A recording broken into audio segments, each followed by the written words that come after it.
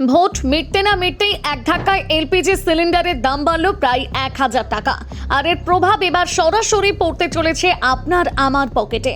হ্যাঁ, ঠিকই শুনেছেন, 1 মে থেকে বাণিজ্যিক অর্থাৎ কমার্শিয়াল এলপিজি সিলিন্ডারের দাম এক ধাক্কায় বাড়ল 993 টাকা।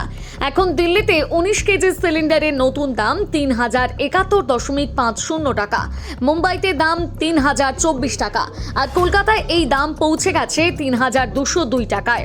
অর্থাৎ হোটেল থেকে শুরু করে রেস্তোরাঁ, ধাবা সব জায়গায় খরচ বাড়বে, আর সেই চাপ কিন্তু শেষমেশ পড়বে আপনার খাবারের বিলে।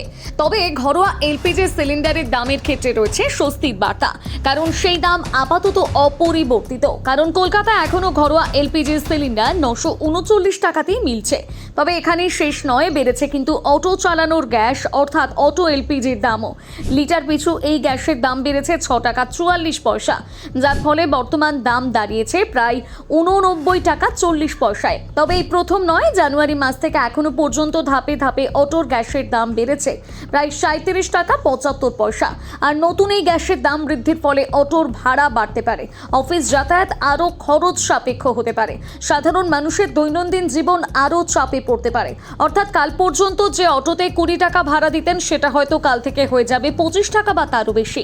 অন্যদিকে অটো চালকরাও পড়েছেন সমস্যায়, কারণ বাড়ছে গ্যাসের খরচ। ভাড়া বাড়ালে যাত্রী কমবে, না বাড়ালে লাভ নেই। এছাড়া গ্যাস বুকিংয়ের সময় প্রতারণা রুখতে চালু করা হয়েছে নতুন নিয়ম।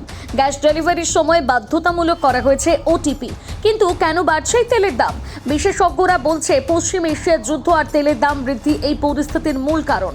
অর্থাৎ আন্তর্জাতিক বাজারে চাপের প্রভাব আজ সরাসরি পড়ছে আমাদের রান্নাঘর এবং রাস্তায়।